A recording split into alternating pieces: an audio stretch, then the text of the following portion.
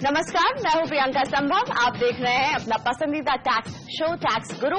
वित्त मंत्री अरुण जेटली 28 फरवरी को एनडीए सरकार का दूसरा बजट पेश करने वाले हैं और इस बजट से हर किसी को ढेर सारी उम्मीदें भी हैं। नौकरी पेशा कर्मचारी चाह रहे हैं कि वित्त मंत्री स्टैंडर्ड डिडक्शन को वापस ले आए।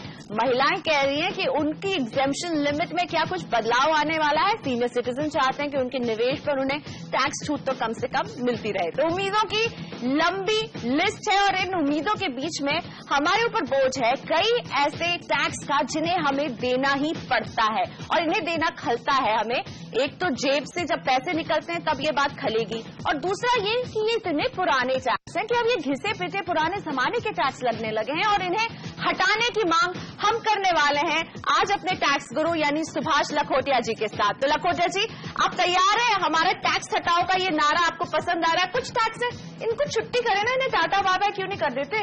बिल्कुल ठीक बात है, टैक्स भगाओ। जी हाँ, इनकम टैक्स तो लगने दो, पर इनकम टैक्स के अलावा अन्य प्रकार के टैक्स जो इधर उधर छिपा छिपू के टैक्स पेयर पे लगा दिए जाते हैं, आज समय आ गया है कि उन सभी टैक्सेस पे बिल्कुल मुक्ति मिल जाए हमारे करदाताओं को। और ये बात केवल मैं नहीं कह रहा हूं, आश्चर्य की बात तो यह है, ये बात हमारे वित्त मंत्री जी ने पिछले 1.5 महीने में कई बार कई प्लेटफॉर्म पर कही है और ये भी बताया है कि भारत के अंदर निवेश बढ़ाना चाहते हैं, कमाई बढ़ाना चाहते हैं, उद्योग बढ़ाना चाहते हैं, तो हमारे टैक्स का सिस्टम सिंगापुर, हांगकांग उससे कम्पिटिटिव होना चाहिए। और उसके लिए मेरा नारा है टैक्स भगाओ आंदोलन। टैक्स गुरु, अगर बात करें टैक्सेस की जिसे हटना चाहिए तो फर्स्ट नंबर पे कौन है? हाँ, मुझे लगता है कि वित्त मंत्री जी को बार बार हम बताएंगे कि जैसा आपने कहा वैसा आप करोगे तो उन्हें याद आ जाएगा, हाँ हाँ मैंने कहा था, अब करता हूं। सबसे पहले मेरे हिसाब से जिसे भगा देना चाहिए वो है एजुकेशन सेस और साथ में secondary and higher education cess 1%। कुल मिला के 3% एजुकेशन सेस लग रहा है। ये बिल्कुल समाप्त कर देने चाहिए। जितना रेवेन्यू कलेक्शन है उससे ज्यादा परेशानी टैक्स पेयर को जोड़ बाकी करने में। आखिर सरकार ये तो मेरे हिसाब से चाहती है कि लाइफ इजी हो टैक्स पेयर की।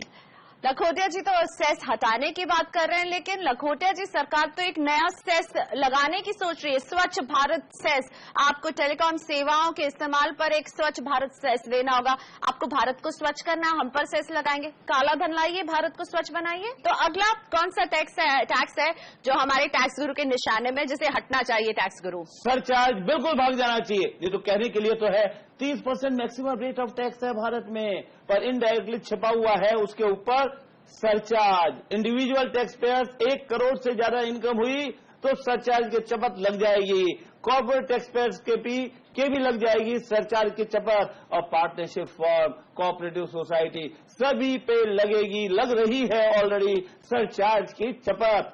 अगर आप चाहते हैं कि टैक्स पेयर ईमानदारी से, बिल्कुल ईमानदारी से अपना टैक्स दे तो ये सरचार्ज वर्चार्ज ये बिल्कुल हटा दो। जरूरत ही नहीं है आपने एक टैक्स स्लैब बना दिया फिर जोड़ बाकी करो अलग अलग टैक्सेस जोड़ के। जी, आपको बता दें कि 1 करोड़ से ज्यादा इनकम पर 10% सरचार्ज लगता है और इस सरचार्ज के तहत देश में करीब 42,800 लोग आते हैं और हमारी मांग है कि इस सरचार्ज को हटा दिया जाए। लेकिन वेल्थ टैक्स, इसके बारे में भी जब मैं कुछ लोगों से बात कर रही थी तो कहना इसका दायरा बढ़ा दिया जाए। वेल्थ टैक्स पर आपकी क्या राय, इसे हटा दें? वेल्थ टैक्स बिल्कुल हटा दो। क्यों हटाओ? केवल स्वार्थ से देखे तो हमारा नहीं, सरकार का स्वार्थ ज्यादा है। टैक्स पेयर से कुल 500, 700, 800, 1000 करोड़ मैक्सिमम इकट्ठा करने के लिए सरकार को वेल्थ टैक्स रिटर्न लेनी पड़ती है, असेसमेंट करना पड़ता है, करदाता को बुलाना पड़ता है, करदाता को परेशानी होता है। उसके बदले अगर वेल्थ टैक्स हटा देंगे तो मेरा मानना है व्हाइट की इकोनॉमी में बढ़ाव आएगा। इसलिए सरकार को चाहिए कि वेल्थ टैक्स बिल्कुल हटा दे। और अब लखोटिया जी मैं कारोबारियों की आवाज बनना चाहती हूँ। एक टैक्स है मिनिमम ऑल्टरनेट टैक्स। कई कारोबारी मुस्कुरा रहे होंगे, मुस्कुरा तो अभी रहे लेकिन इनकी नींद उड़ी रहती है इससे, मैट से। ये 2 in 1 है, MAT मिनिमम ऑल्टरनेट टैक्स और दूसरा है ऑल्टरनेट मिनिमम टैक्स। बात एक ही है। अगर एक तरफ हम चाहते हैं कि हमारे देश में इंडस्ट्री बढ़े, मेक इन इंडिया का नारा हकीकत बन जाए देश के लिए, रोजगार बढ़े, एम्प्लॉयमेंट बढ़ेगा और इनकम होगी हमारे भारतवासियों की ज्यादा, तो आप ये मैट और ऑल्टरनेट मिनिमम टैक्स दोनों को बिल्कुल भगा दें। भगा देंगे तो ज्यादा पैसा हाथ में आएगा स्मॉल टैक्स पेयर्स के भी।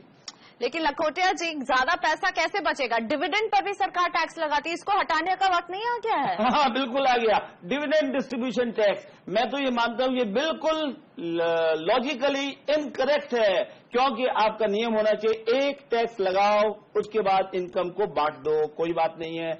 आज सरकार टैक्स लगा रही है कंपनी पे 30% प्लस सरचार्ज एक्स्ट्रा, और उसके बाद अगर आप डिविडेंड बांटेंगे अपने शेयर होल्डर्स में तो पुनः टैक्स लगेगा, 15% टैक्स लगेगा।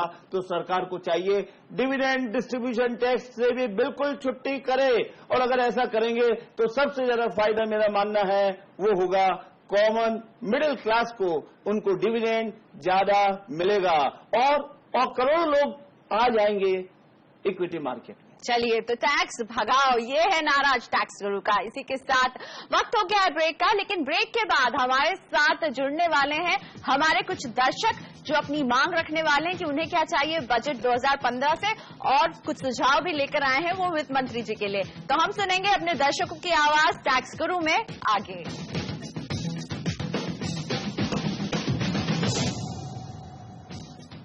Welcome back. आप देख रहे हैं टैक्स गुरु। बजट 2015 पेश होने वाला है। सभी की निगाहें टिकी हुई हैं कि वित्त मंत्री के पिटारे से उनके लिए क्या निकल कर आता है, टैक्स बचेगा या नया टैक्स लगेगा। लेकिन हम तो यही इल्तिजा कर रहे हैं कि टैक्स हटाओ वित्त मंत्री जी, पुराने घिसे पिटे टैक्स हटाओ, नया टैक्स भी मत लगाओ। लेकिन लखोटिया जी, मेरे मन में ये सवाल है, पिछले साल वित्त मंत्री के पिटारे से जब खबरें आई थी तो सब बड़े खुश हुए थे, उन्होंने टैक्स स्लैब 2 से 2.5 कर दिया, एटीसी में 1 से 1.5 लाख कर दी सीमा, बड़े खुश हुए। अब इस बार कहेंगे कि बहुत कुछ दे दिया पिछले साल, इस साल कुछ नहीं है आपके लिए। चाहते तो हम और आप सभी ये चाहते हैं इस साल भी कम से कम पिछले साल जैसा हो जाए तो मजा आ जाए, लाइफ बन जाएगी, मजा आ जाएगा। पर मेरा मानना है basic income tax exemption limit इस साल शायद नहीं बढ़ेगी। चाहते तो आप और हम सभी है, और वित्त मंत्री जी के मुंह से कुछ छुटपुट बातें इधर उधर की निकल गई, उससे भी अगर न्यूज देख के ये लगा कि शायद 3 लाख एग्जेम्पशन हो जाए या 5 लाख हो जाए, कई लोग तो ये चाहते हैं। पर मुझे लगता है basic income tax exemption limit इस साल नहीं बढ़ेगी। और हाँ, 80C तक की बात है तो 80C में ब्लैंकेट एग्जेम्पशन या डिडक्शन 1.5 लाख के बदले कोई 4 लाख 5 लाख हो जाए, ऐसा नहीं होगा। परंतु ये हो सकता है कि 80C की लिमिट बढ़ जाए depending upon the income slab, अर्थात जिसकी इनकम ज्यादा है उसको ज्यादा छूट मिले, ऐसी मेरी इच्छा है। तो इच्छाएं तो बहुत है, लेकिन क्या पूरा होगा क्या नहीं ये तो बजट ही बताएगा। लेकिन हम आप तक लेकर आए अपने दर्शकों की आवाज, हम जुड़े अपने दर्शकों से और जान रहे हैं कि उन्हें क्या चाहिए बजट से, उनकी क्या सुझाव है, उनकी क्या मांग है। मेरे साथ मेरे स्टूडियो में Soni Srivastava ji. Soni ji, welcome to tax गुरु। आप इमेज कंसल्टेंट हैं और आपको क्या लगता है कि बजट में कौन सी ऐसी बात की अनाउंसमेंट हो कि आपके चेहरे पर मुस्कान आए? मैं तो चाहती हूँ सारी महिलाओं के चेहरे पे मुस्कान आए। बेसिकली एक मेरा ये सजेशन था कि विमेन जिनको की सिर्फ एक इशू है, या तो ये लड़की या लड़का, अगर कुछ इस तरह के इंसेंटिव गवर्नमेंट की तरफ से मिलें जिससे कि जो लेडीज अपना फैमिली को एक बच्चे से सीमित करना चाहती हैं और लड़की हो तो ज्यादा ही कोई इंसेंटिव मिल जाए, तो उससे क्या है कि एक फैमिली प्लानिंग की तरफ भी एक फोकस हो जाएगा। So family planning through the budget, अगर इस तरह का ये कॉन्सेप्ट हो सकता है जिससे कि higher education of the child, career prospects for the child, उस सब में उनको शुरू से ही उन माताओं को, उन परिवारों को कुछ इस तरह के इंसेंटिव गवर्नमेंट करे। मुझे तो सोनी जी का आइडिया बहुत अच्छा लग रहा है लखोटिया जी, बहुत सोच के इन्होंने ये बात कही है। आपको कैसा लग रहा है? बिल्कुल, बहुत बढ़िया आइडिया है। बल्कि मैं तो कहूंगा इससे ऐसा प्रोविजन अगर आ जाए, वित्त मंत्री जी ले आए, तो एक साथ 2 प्रॉब्लम सॉल्व हो जाएगी। पहला तो है population problem in the country, उसके ऊपर अंकुश लगेगा। और दूसरी बात, गर्ल चाइल्ड के बारे में हमारे प्रधानमंत्री जी भी जो बात कर रहे हैं वो बिल्कुल सटीक फिट हो जाएगी। क्योंकि आपका ये विचार है कि अगर चाहे लड़का हो या लड़की हो, एक चाइल्ड जिनके परिवार में होगा उनको टैक्स छूट ज्यादा मिलेगी। और सेकंड इंसेंटिव, अगर लड़की हुई एक और कोई चाइल्ड नहीं है तो आपको और भी ज्यादा छूट मिलेगी।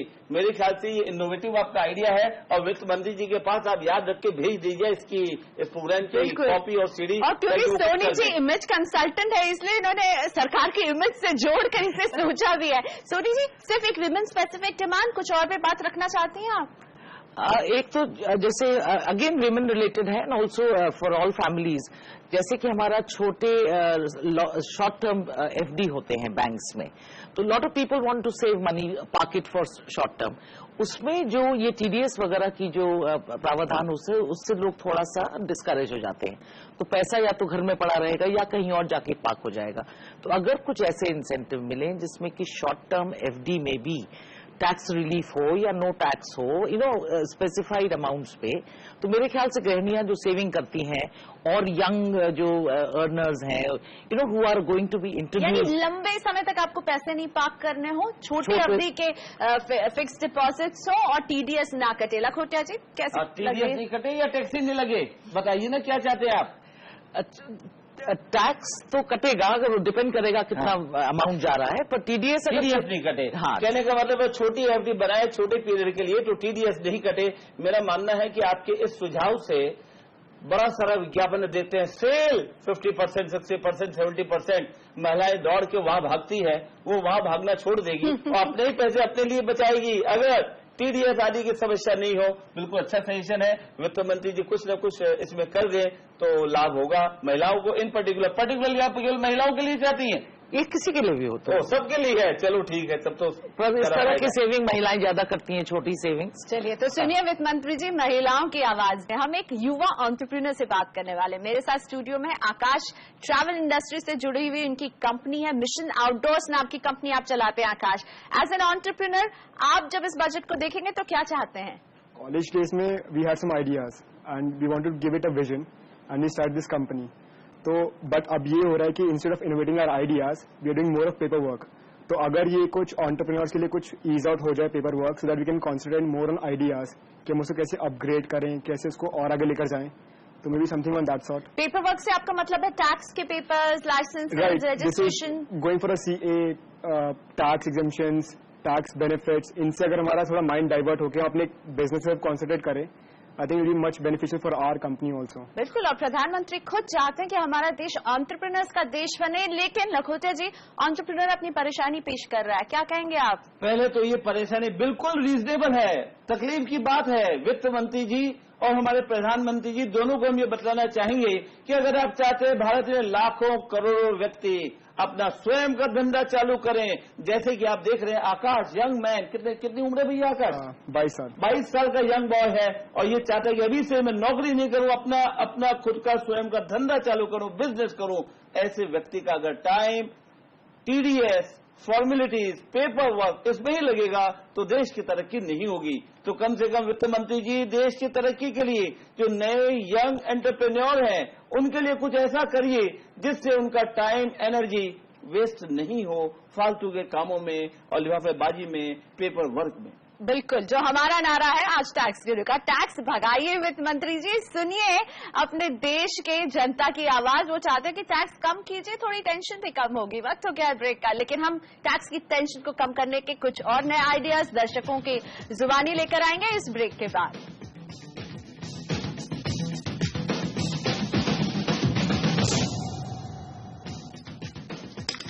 वेलकम बैक, आप देख रहे हैं टैक्स गुरु और बजट 2015 की उल्टी गिनती शुरू हो चुकी है। सभी की ढेर सारी उम्मीदें हैं, कुछ मांगे हैं और टैक्स गुरु के प्लेटफॉर्म पर हम सिर्फ इतना सा मांग रहे हैं कि टैक्स हटाइए, टैक्स घटाइए, वो पुराने टैक्स जिनकी कोई जरूरत नहीं है उन्हें दूर भगाइए। और केवल हम नहीं बल्कि हमारे देश में जितने भी दर्शक हैं टैक्स गुरु के, वो भी लिख रहे हैं कि क्या वो पुराने चले आ रहे टैक्स हटेंगे, और यही होगी असली चुनौती इस बजट 2015 में। चलिए शुरुआत करते हैं अपने दर्शकों से। आज हम बात कर रहे हैं, हमारे साथ कानपुर से जुड़ गए हैं गुप्ता जी, सीनियर सिटीजन है और सीनियर सिटीजन के लिए ही अपनी डिमांड रखना चाहते हैं। गुप्ता जी नमस्ते, बताइए क्या चाहते हैं आप बजट में, किस तरह के बदलाव की उम्मीद है, क्या है आपकी मांग?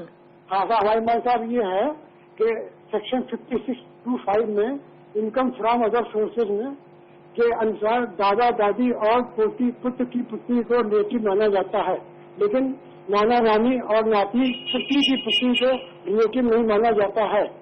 नाना नानी और नातनी को रिलेटिव माना जाए, रिलेटिव की लिस्ट में लिखा जाए मदर और father of either of the parents of the individual.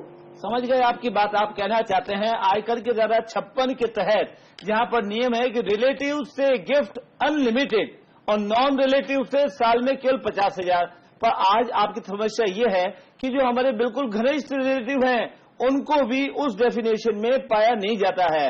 बिल्कुल सही बात है आपकी। हम रिक्वेस्ट करेंगे वित्त मंत्री जी से कि कुछ इस तरह का करें कि जेन्युइन केसेस में जहां पर हमारे closest of the closest relative हैं उनका नाम वहां पे शामिल नहीं है तो या तो लिख दे कि रिलेटिव, केवल रिलेटिव जो होते हैं ब्लड रिलेटिव वो सभी रिलेटिव माने जाएंगे, या उसको मॉडिफाई करे अकॉर्डिंगली। मेरे साथ स्टूडियो में है टैक्स गुरु के एक फैन राजेश गुप्ता जी।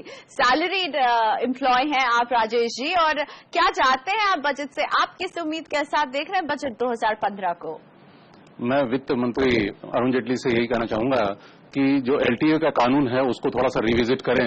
एलटीए में बेसिकली एक ब्लॉक में 4 साल में हमें 2 साल का एग्जम्पशन मिलता है, तो ये 2 साल का एग्जम्पशन को मैं चाहता हूं कि ये हमें हर साल मिले इसमें एग्जम्पशन बेसिकली, क्योंकि जिस तरह की लाइफ स्टाइल आजकल एम्प्लॉयज की हो गई है इनको ये इंसेंटिव मिलना चाहिए जिससे कि वो बाहर घूमने जा सकें। बिल्कुल, बहुत अच्छा लगा मुझे इनका आइडिया। हमारे काम के स्ट्रेस भी कम होगा अगर हमें इंसेंटिव भी मिलेगा हर साल। आप तो मुझे लगता है हर साल ही जाते होंगे क्योंकि चेहरे पर प्रसन्नता दिख रही है, तो ये तो हो सकता है हर साल जाते हुए चाहे टैक्स लगे या नहीं लगे। पर हाँ वित्त मंत्री जी कृपया, ये सिंपल सी बात है, ज्यादातर जगह होल वर्ल्ड ओवर साल में एक बार छुट्टी मिलती है टैक्स फ्री, और हमारे भारत में 4 साल में 2 बार जाओ और फिर वो भी यहीं पर ही जाओ, भारत में ही जाओ, विदेश में बिल्कुल मत जाओ। कई जगह ऐसा है कि यहां से हम समझ लीजिए कोचिन चले जाएं और जाके आए, उसका खर्चा वर्सेस फॉरेन चले जाएं वो सस्ता पड़ता है। पर विदेश के अंदर जाओगे तो एलटीए की छूट 1 रुपए भी नहीं मिलेगी। इसको भी बदलाव लाना चाहिए। बिल्कुल, तो राजेश जी एलटी से ही जुड़ा आपकी एक चाहत है या कुछ और भी है? एलटी में आप कुछ और चाहते हैं? एलटी में बेसिकली खाली फेयर का ही हमें एग्जम्पशन मिलता है। इसमें थोड़ा अगर लॉजिंग और बोर्डिंग का भी मतलब इसमें अगर ऐड कर दिया जाए तो बहुत अच्छा हो। और आपकी इस मांग पर ना सारी दुनिया थम्स अप दिखा रही है। बिल्कुल सही कहा इन्होंने। सिर्फ ट्रैवल का मिलता है लखोटिया जी, रहने खाने पीने का क्यों नहीं मिलता है? बिल्कुल ठीक है, मिलता क्यों नहीं? ये तो बल्कि ये है घर में सबसे ज्यादा खुशहाली सब परिवारों में आएगी जो एलटीए में जाएंगे। पत्नी भी खुश हो जाएगी, चलो जेब में हाथ नहीं डालने का। छुट्टी तो वो होती है भैया जहां पर जेब में हाथ नहीं डालने का नियम लागू हो। अगर वित्त मंत्री ji normal hotel expenditure with the backing of the proof आपने खर्च किया, उसके लिए सबूत मांग लो, और खाना पीना रहना सब चीज इंक्लूड हो, तब जाके रियल एलटीए कहलाएगा। तो आदरणीय वित्त मंत्री जी अब तो सुन लो हमारी बात, करदाता पर्टिकुलर सैलरीड एम्प्लॉयज की ये बात, यानी कि रियल हॉलिडे तभी होगा जब एलटीए की छूट हर साल मिलेगी और पूरी मिलेगी। अब बात करती हूँ मैं सीमा ओझा जी से, दिल्ली से हमारे साथ फोन लाइन पर हैं, नौकरी पेशा है। और सीमा जी, आप क्या चाहती हैं इस बजट 2015 में? आपका सुझाव और आपका आइडिया मैं सुनना चाहूंगी। प्रियंका जी, सबसे पहले तो लखोटिया जी को मेरा नमस्कार। नमस्ते जी, नमस्ते।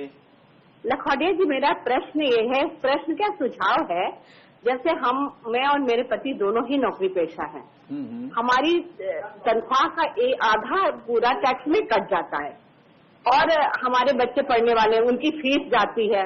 हमने मकान लिया है, बड़ी मुश्किल से तो मकान होता, पर जब तक उसमें पोजीशन नहीं मिलता तब तक हमारा लोन का सैलरी का एक बड़ा प्रतिशत लोन में चला जाता है, और उस पर टैक्स रिबेट नहीं मिलता। तो हम इधर टैक्स भी चुका रहे हैं, इधर हम अपनी वो मकान का भी दे रहे हैं, और इधर डे टू डे की परेशानियां भी हैं। तो आप ही बताएं कि हम कैसे इससे निजात पाए, कि हमें पोजीशन मिलने से पहले कोई ऐसा आप सुझाव बताएं कि हमें। समझ गए सीमा जी, आपकी समस्या समझ गए।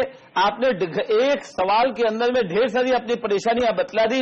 बाकी परेशानियों के लिए वित्त मंत्री कुछ कर नहीं सकते, आपको अपने बजट अपने आप बनाना पड़ेगा। परंतु हाँ, ये बात बड़ी इंपॉर्टेंट है कि आज देश में जब मकान के लिए पेमेंट भी हम दे देते हैं, ब्याज दे देते हैं, और मकान बनता है 5, 6, 7 साल बाद, बिल्डर की देरी से, गलती से, हमारी कोई गलती नहीं, हमने एक्चुअल पेमेंट भी कर दिया, ब्याज का भुगतान भी कर दिया, बिल्डर को पैसे भी चले गए, और ऐसे में टैक्स का डिडक्शन नहीं मिल रहा है। तो सरकार को ये चाहिए कम से कम कि जब आपने ब्याज का भुगतान कर दिया, मकान नहीं मिला, बिल्डर देरी कर रहा है, तो हम क्यों पाए तकलीफ, और सरकार इस बारे में स्पष्ट रूप से चेंजेस करें ताकि बजट के द्वारा ये चेंजेस आ जाए तो बहुत फायदा हो जाएगा। पर एक और चीज इसलिए भी जरूरी है, आज के दिन में जो हाउस के लिए ब्याज की छूट है वो मैक्सिमम 2 लाख रुपए तक है, परंतु बाद में इकट्ठा करके हम देखेंगे तो 2 लाख का पूरा बेनिफिट हर साल के मिला के भी हमें नहीं मिलेगा। इसलिए आदरणीय वित्त मंत्री जी कुछ करो ऐसा,